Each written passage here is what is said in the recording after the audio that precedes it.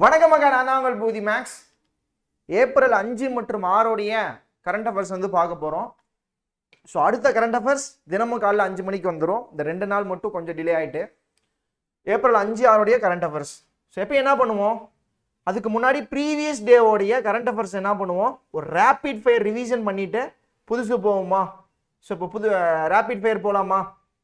பூனம் குப்தா என்ன பண்ணியிருக்காங்க அப்படின்னா, ஆர்பிஐயோட டெபுட்டி கவர்னரா அப்பாயிண்ட் பண்ணியிருக்காங்க.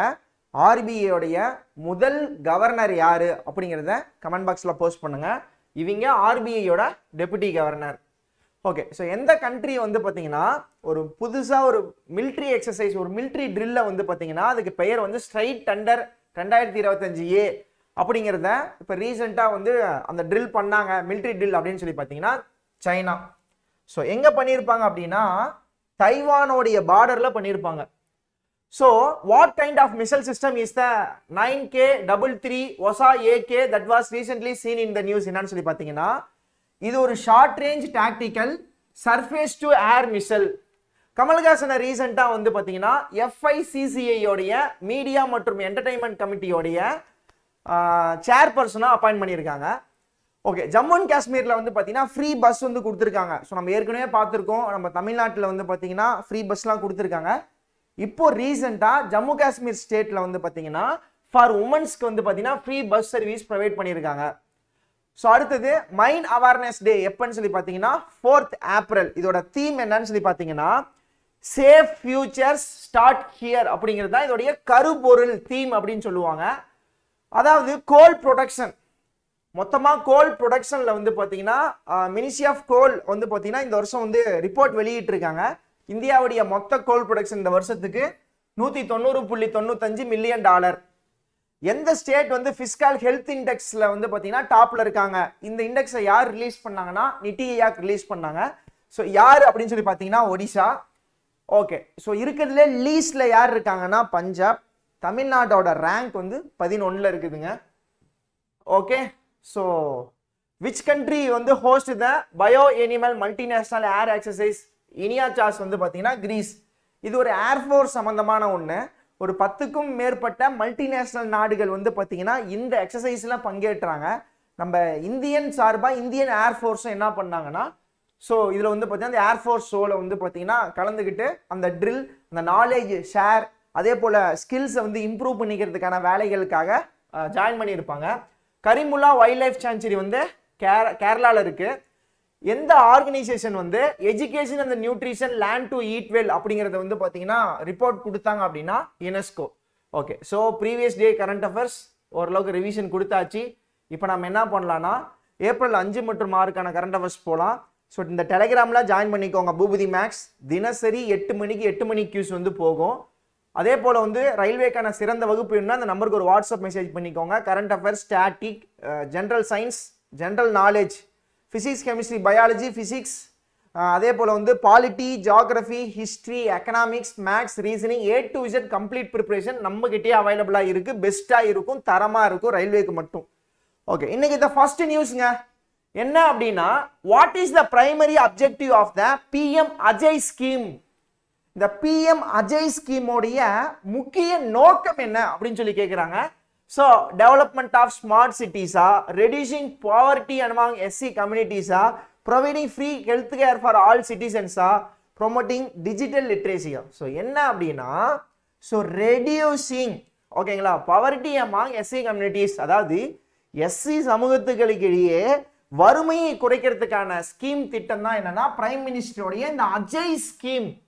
மிக மிக ஒரு முக்கியமான ஒரு ஸ்கீம். இந்த ஸ்கீம் வந்து பார்த்தீங்கன்னா ஒரு 3 பகுதியாக பிரிக்கிறாங்க, ஒரு 3 பார்ட்டாக பிரிக்கிறாங்க. ஸோ அவங்களுக்கு வந்து எம்ப்ளாய்மெண்ட் கொடுக்கறதாகட்டும், அவங்களுக்கு ஹாஸ்டல் ஃபெசிலிட்டி கொடுக்கறதாகட்டும், ஸோ அவங்க இருக்கக்கூடிய அந்த சிட்டி, அந்த ஏரியா, அந்த வில்லேஜ், அந்த ஊரை தேர்ந்தெடுத்து அங்கே வந்து பார்த்தீங்கன்னா அவங்களுக்கான அடிப்படை வசதிகளை இம்ப்ரூவ் பண்ணி தரது அப்படின்னு சொல்லிட்டு இது வந்து 3ஆக பிரித்து என்ன பண்ணியிருக்காங்கன்னா இந்த ஸ்கீமை ரன் பண்ணிட்டு இருக்காங்க. இந்த ஸ்கீம் தான் PM அஜய் ஸ்கீம். ஸோ ஆக்சுவலாக இந்த ஸ்கீம் வந்து பார்த்தீங்கன்னா 2021 இருந்தே ரன் ஆகிட்டு இருக்கு. சரிங்களா, இதோட 3 காம்போனன்ட் என்ன அப்படின்னு சொல்லி பார்த்தீங்கன்னா Aadhaars gram, grants in aid for district state level projects for socio economic betterment of scheduled caste communities and hostel. இதோட மூணு காம்பவுண்ட் மூணு அதான் first one Aadhaar scam. Okay, இதோட முக்கியமான எண்ணம் என்னன்னா அந்த வில்லேஜை வந்து இன்ஃப்ராஸ்ட்ரக்சர் சர்வீஸை வந்து பார்த்தீங்கன்னா டெவலப் பண்ணுறதுக்காக பல ஆயிரம் கோடி பார்த்தீங்கன்னா பல நூறு கோடிகள் வந்து பார்த்தீங்கன்னா செலவழிச்சு என்ன பண்ணிட்டு இருக்காங்க அப்படின்னா நிறைய கொடுத்துட்டு இருக்காங்க. இப்போ ஆல் ஓவர் இந்தியா பார்த்தீங்கன்னா ஹாஸ்டல் ஃபெசிலிட்டி இவங்களுக்குன்னே பார்த்தீங்கன்னா 891 ஹாஸ்டலை வந்து பார்த்தீங்கன்னா சாங்ஷன் கொடுத்து அவங்களுக்கான ஃபுட்டு கொடுத்து அவங்களுக்கான வேலை வாய்ப்புகளை கிரியேட் பண்ணி நிறைய ப்ராஜெக்ட்ஸ் எல்லாமே பண்ணிட்டு இருக்காங்க. ஸோ இந்த ஸ்கீம்லாம் ஞாபகம் வச்சுக்கோங்க. PM AJAY scheme for SC கம்யூனிட்டிக்காக வறுமையை ஒழிக்கிறதுக்காக. Okay, next one Balpakram. Balpakram national park எந்த மாநிலத்தில் இருக்குது? மேகாலயா, அசாம், திரிபுரா, மிசோரம். இது ரிலேட்டடாக ரீசெண்டாக ஒரு நியூஸ் வந்தது. ஸோ அதனால தான் இப்போ நம்ம என்ன பண்ண போறோம்னா இதை பற்றி பார்க்க போகிறோம். சரி, இது எங்கே இருக்கு அப்படின்னா மேகாலயா. மேகாலயாவோட கேபிட்டல் என்ன? சிலாங். மேகம் எப்படி இருக்கும்? வெள்ளையா இருக்கும் சார்? இல்லை, சில்லுன்னு இருக்கும். மேகம் எப்படி இருக்குமாமா? சில்லுன்னு இருக்குமா. So Meghalaya capital slang. Okay, இந்த இங்க என்ன அப்படின்னு சொல்லி பார்த்தீங்கன்னா இங்க ஒரு ப்ராஜெக்ட் வந்து பார்த்தீங்கன்னா ரிசர்வ் ஃபாரஸ்ட்ல வந்து பண்ணியிருக்காங்க. இந்த forest is the buffer zone of Balpakram national park. அதாவது நாரங் வாரி கிராம ரிசர்வ் வனவு பகுதியில், அதாவது எந்த வில்லேஜ்னு பார்த்தீங்கன்னா நாரங் வாரி அப்படிங்கிற அந்த வில்லேஜில் இவங்க என்ன பண்ணியிருக்காங்க அப்படின்னா ஒரு திட்டத்தை உருவாக்கி இருக்காங்க. ஓகேங்களா? காரோ கிரீன் ஸ்பைன் அப்படிங்கிற ஒரு அதாவது ஒரு திட்டமிட அந்த ஒரு குரூனால அந்த ஒரு குழுவினர்னால கேமராவில் ஒரு அரிய பிந்துராங் படம் பிடிக்கப்பட்டது. சரிங்களா? ஸோ அப்போ அது ரீசெண்டாக இந்த நியூஸ் வந்து பார்த்தீங்கன்னா என்ன ஆச்சு அப்படின்னா நமக்கு கிடைச்சது. அப்போ இப்போ அந்த நேஷனல் பார்க் எப்படி கேட்பாங்கன்னா ரீசெண்டாக ஒரு பேசும் பொருளாக இருந்திருக்கும். லாஸ்ட் ஒரு 1 இயர் கரண்ட் அஃபேர்ஸில் ஒரு பர்டிகுலர் நேஷனல் பார்க் ரிலேட்டடாக ஒரு பேசும் பொருளாக இருந்திருக்கும். ஏதாவது சம்பவம் நடந்திருக்கலாம், ஏதாவது புதுசாக கண்டுபிடிச்சிருக்கலாம், ஏதாவது ஒரு இம்ப்ரூவ்மெண்ட் பண்ணியிருக்கலாம், ஏதாவது ஒரு ஸ்கீமை கொண்டாந்துருக்கலாம். அப்போ அது பேசும் பொருளாக இருக்கிறப்ப அது ஒரு கரண்ட் அஃபேர்ஸ். ஸோ அப்போ தான் கேட்பாங்க, அப்போ அந்த நேஷனல் பார்க் எங்கே இருக்குது? அப்படி தான் இதுவும் பால் பக்ராம் நேஷனல் பார்க் எங்கே இருக்குன்னா மேகாலயா. சமீபத்தின் தரவுகளின்படி ரீசன்ட் டேட்டா படி பிப்ரவரி 2025 ரயில் நிலையங்களில் அதிக எண்ணிக்கையிலான சூரிய மின் நிறுவல்களை கொண்ட மாநிலம் எது? அதாவது இந்த ரீசன்ட் ரிப்போர்ட் படி எந்த ஸ்டேட்ல வந்து பாத்தீங்கன்னா highest number of solar power installation. இப்போ நிறைய பேர் சோலாருக்கு மாறிட்டு இருக்காங்க. அவங்கவுங்க வீட்டு மொட்டை மாடியிலேயே சோலார் வந்து பாத்தீங்கன்னா பண்ணிட்டு இருக்காங்க இல்லையா? எந்த மாநிலத்துல எந்த ஸ்டேட்ல அதிகப்படியான சோலார் பவர் இன்ஸ்டாலேஷன் பண்ணியிருக்காங்க அப்படிங்கிறது question. Okay, so Odisha, Gujarat, Bihar, Rajasthan. எந்த மாநிலம் பார்த்தீங்கன்னா ராஜஸ்தான். ராஜஸ்தான்ல தான் பார்த்தீங்கன்னா ஹையஸ்ட் நம்பர் ஆஃப் ரயில்வே ஸ்டேஷன்ல வந்து சோலாரை இன்ஸ்டால் பண்ணியிருக்கிறாங்க. கிட்டத்தட்ட 275 ஸ்டேஷன் 275 ஸ்டேஷன்ஸ்ல வந்து சோலாரை வந்து இன்ஸ்டால் பண்ணியிருக்காங்க.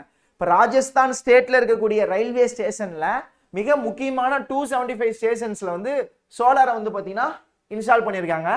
இதை யார் வந்து பார்த்தீங்கன்னா இந்த இன்ஃபர்மேஷன் நமக்கு சொல்லியிருக்காங்கன்னா Ashwini Vaishnaw, union minister of railway. அவங்க தான் சொல்லியிருக்காங்க.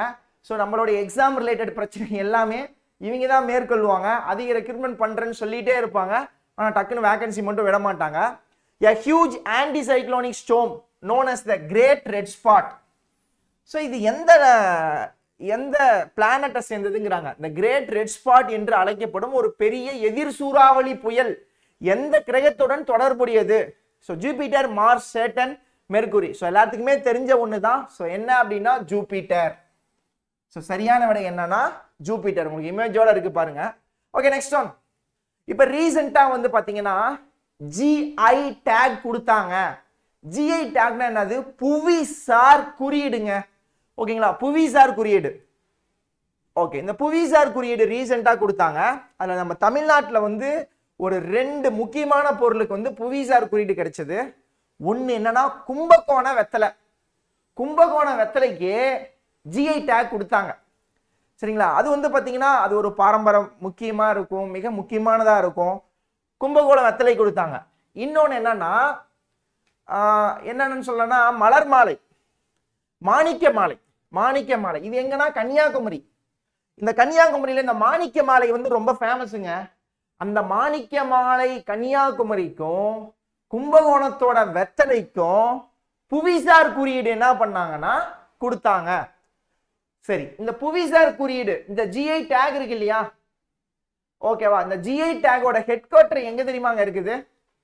ஸோ ஜியோகிராபிக்கல் இண்டிகேஷன் சொல்லுவாங்க, தமிழ்ல புவிசார் குறியீடு. இதோட தலைமையகம் எங்க இருக்குது அப்படின்னா சென்னை. இதோட தலைமையகம் சென்னை தான். சரி, மொத்தமா தமிழ்நாட்டில் மட்டும் 62 புவிசார் குறியீடு இருக்குங்க. ஜிஐ டேக் வந்து பாத்தீங்கன்னா 62 பொருளுக்கு.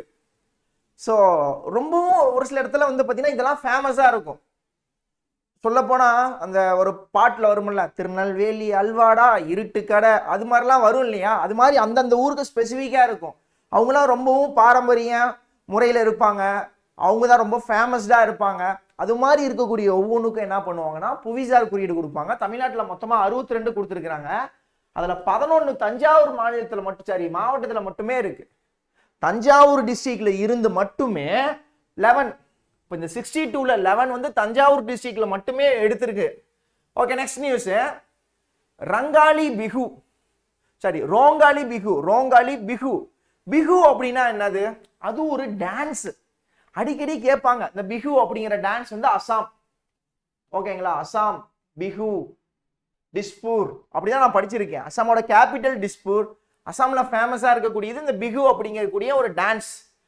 ஓகே, இப்போ இந்த பிஹு அப்படிங்கிற அந்த டான்ஸ் வந்து அசாம், அது ஓகே. அது எப்போ வந்து பார்த்தீங்கன்னா அவங்க வந்து அந்த டான்ஸ் ஆடி அந்த ஃபெஸ்டிவலை செலிப்ரேட் பண்ணுவாங்கன்னா ஏப்ரல் மாதத்தோடைய மிடில், ஏப்ரல் மாதத்தோடைய 2ஆம் வாரத்துல தான் அவங்க என்ன பண்ணுவாங்கன்னா பிஹு அந்த ஃபெஸ்டிவல் வரும். ஃபெஸ்டிவல் அந்த பிஹு டான்ஸ் ஆடுவாங்க.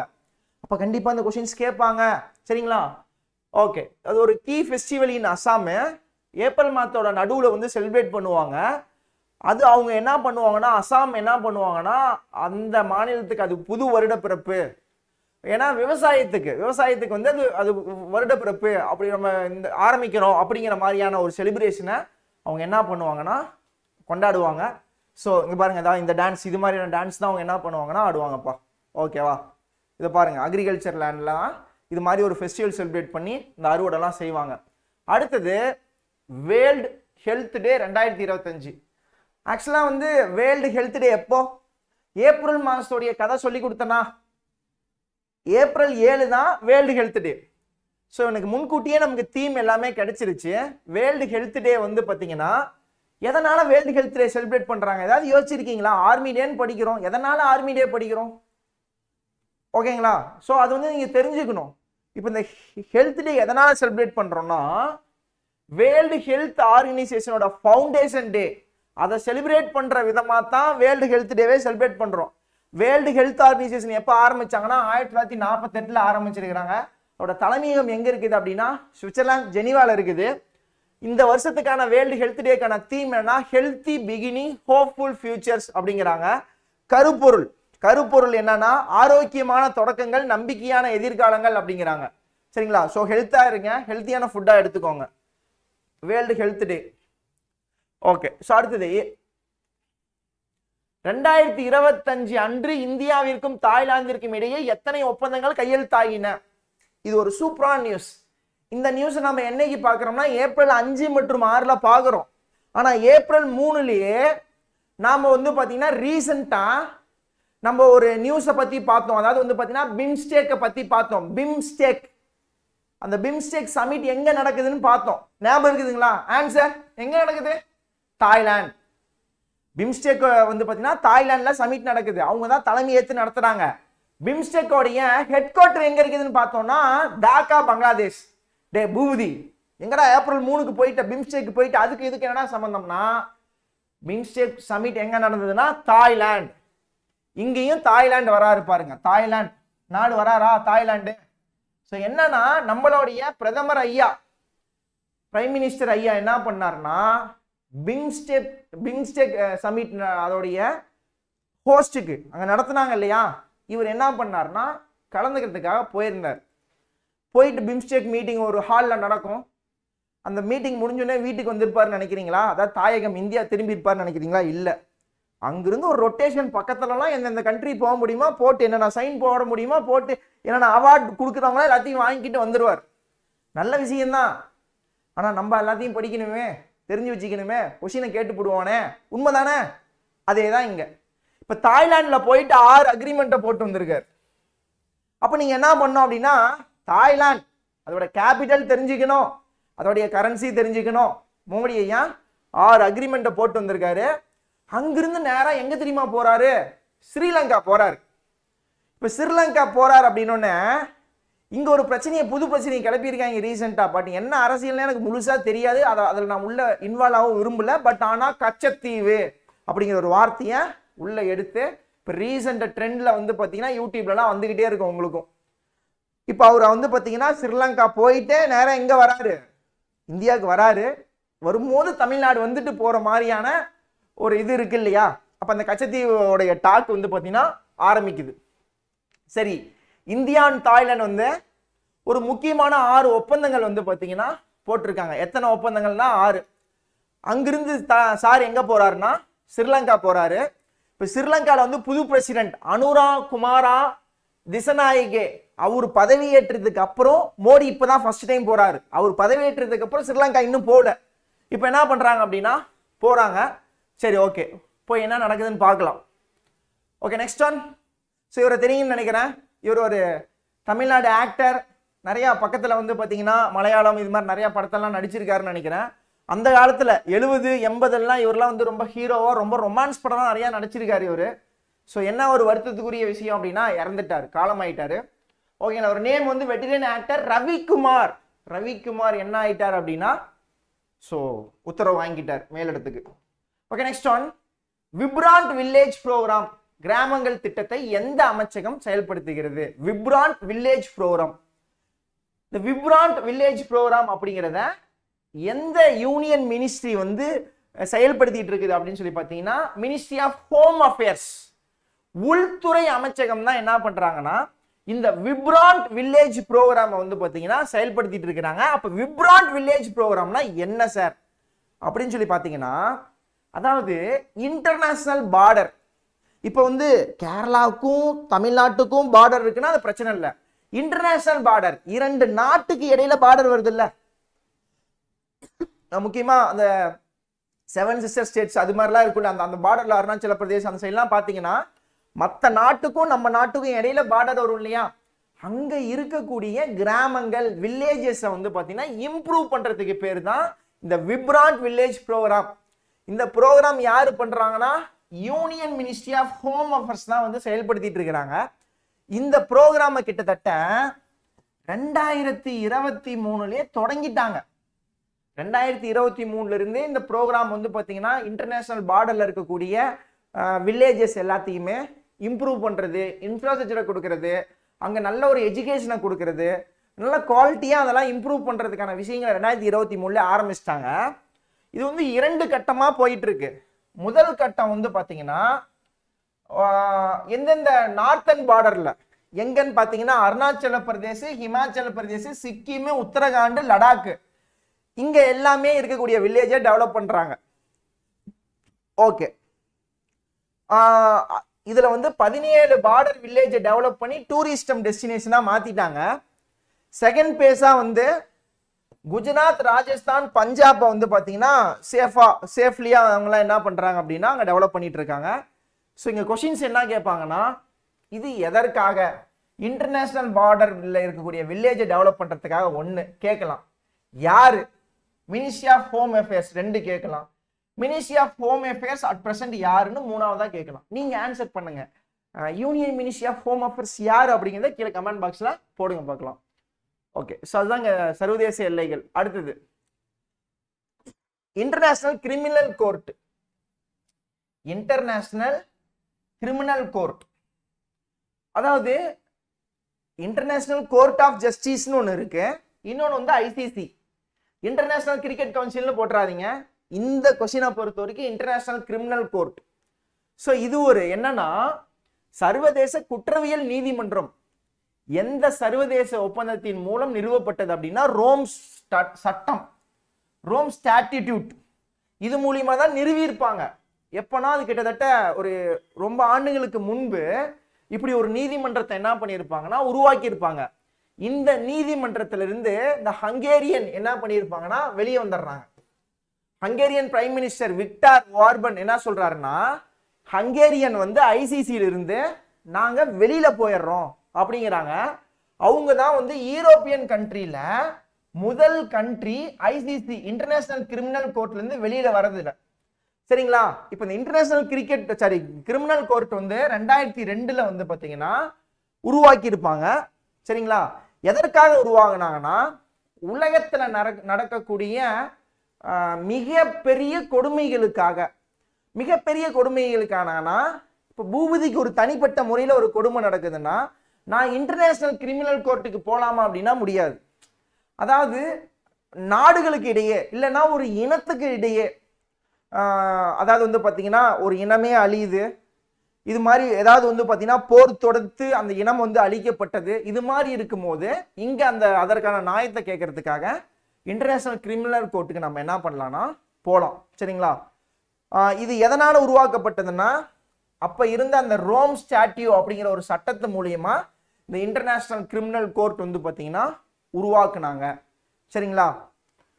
இப்ப ஆக்சுவலா வந்து பாத்தீங்கன்னா இனப்படுகொலை, போர் குற்றங்கள், மனித குலத்திற்கு எதிரான குற்றங்கள் மற்றும் ஆக்கிரமிப்பு குற்றங்கள், இதற்காக தான் ஐசிசி சர்வதேச குற்றவியல் நீதிமன்றம் அப்படிங்கிறது ஒண்ண உருவாக்குனாங்க. அது எந்த சட்டத்தின் கீழே உருவாக்குனாங்க அப்படின்னா ரோம் சட்டம். இது வந்து கேட்கறதுக்கான வாய்ப்பு. ஓகே, சரி, ஓகே கைஸ். இப்போ வந்து நம்ம என்ன பண்ணோம்னா ஏப்ரல் 5 மற்றும் 6க்கான நடப்பு நிகழ்வுகள் பார்த்தாச்சு. அடுத்தது ஏப்ரல் 7க்கான நடப்பு நிகழ்வு டான்னு ஏப்ரல் 7ஆம் தேதி 5 மணிக்கு காலைல வந்துடும். இது ரிலேட்டடா வீக்லி கரண்ட் அஃபேர்ஸ் கியூஸ் மாதிரி போகும். இவ்வளவு நாள் நீங்க ஏப்ரல் 1ல இருந்து ஏப்ரல் 6 வரைக்கும் என்ன படிச்சீங்களோ அது இன்னைக்கு வந்து பாத்தீங்கன்னா 6 மணிக்கு லைவா போகும். ஸோ ரொம்ப யூஸ்ஃபுல்லா இருக்கும். டைம் ரிவைஸ் பண்ணிட்டு வந்துருங்க. ஓகேவா? ஸோ நன்றி, வணக்கம். நல்லா இருந்ததுன்னா நம்ம சேனலை சப்ஸ்கிரைப் பண்ணிக்கோங்க. ஸோ ரெகுலராக கரண்ட் அஃபேர்ஸ் வந்து பார்த்தீங்கன்னா முக்கியமாக ரயில்வே எஸ்எஸ்சியை ஃபோக்கஸ் பண்ணி நம்ம நிறையா கொடுத்துட்ருக்கோம். ரொம்ப பயனுள்ளதாக இருக்கும். உங்களுக்கு கோர்ஸ் ரயில்வே ரிலேட்டடான ஒரு சிறந்த வகுப்பு வேணும் அப்படின்னா இந்த நம்பருக்கு ஒரு WhatsApp message I want railway கோர்ஸ்னு சொல்லி கொடுத்து நீங்கள் கெட் பண்ணி எடுத்துக்கலாம். சரிங்களா? Wish all the best. நன்றி, வணக்கம். சேனலை மறக்காமல் சப்ஸ்கிரைப் பண்ணிக்கோங்க. உங்களுக்கு தெரிஞ்சவங்களுக்கு இது மாதிரி கரண்ட் அஃபேர்ஸ் இதோட பிடிஎஃப்பும் நான் டெய்லியுமே ஷேர் பண்ணிடுவேன். கரண்ட் அஃபேர்ஸ் வந்து ஷேர் பண்ணுங்கள். நீங்கள் இருக்கக்கூடிய வாட்ஸ்அப் சேனல், குரூப்ஸு, டெலிகிராம்ஸ், இந்த 4 பேத்துக்கு வந்து பார்த்தீங்கன்னா ஒரு இடத்துல நீங்கள் படிக்கிறீங்கன்னா கூட கரண்ட் அஃபேர்ஸ்க்கு எங்கே படிக்கிறீங்கன்னு சொல்லி கேட்டால் இது நல்லா இருந்தது அப்படின்னா நீங்கள் தாராளமாக உங்ககிட்ட சொல்லலாம். நன்றிங்க.